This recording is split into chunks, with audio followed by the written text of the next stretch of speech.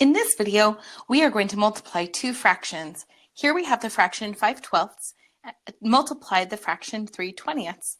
Now I'm going to show two different ways of doing this, but we must know that the rule to multiply fractions is to multiply the numerator times the numerator and the denominator times the denominator. This is unlike when we add or subtract fractions when we must have a common denominator. When we multiply, we don't have to.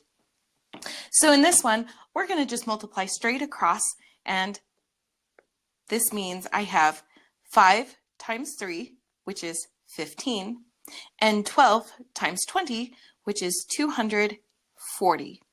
Then I look for any way that I can simplify this fraction by finding anything that'll go into both 15 and 240. Because these are both ending with 5 and 0, that tells me that they are divisible by 5. So the first one, dividing 15 by 5 gives me 3, and 240 divided by 5 is 48. And then I can see, oh, both of these are actually divisible by 3. So I can simplify one more time by dividing both the numerator and the denominator by 3, which gives me 1 over 16.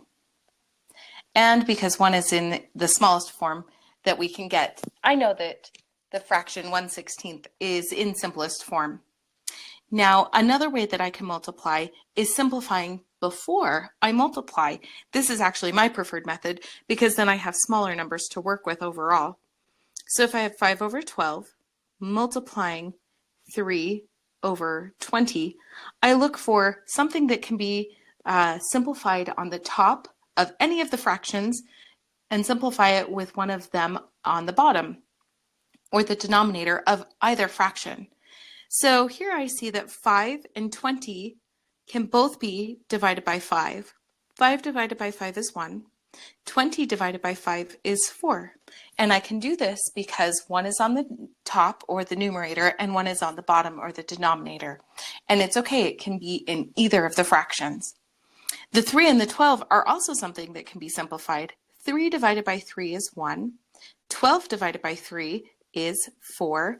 And since I only have 1's left on the top, I'm done. So here, instead of multiplying the 5 and the 3, I've canceled those out with my simplifying beforehand, and I have a 1 multiplied to the 1, which gives me 1.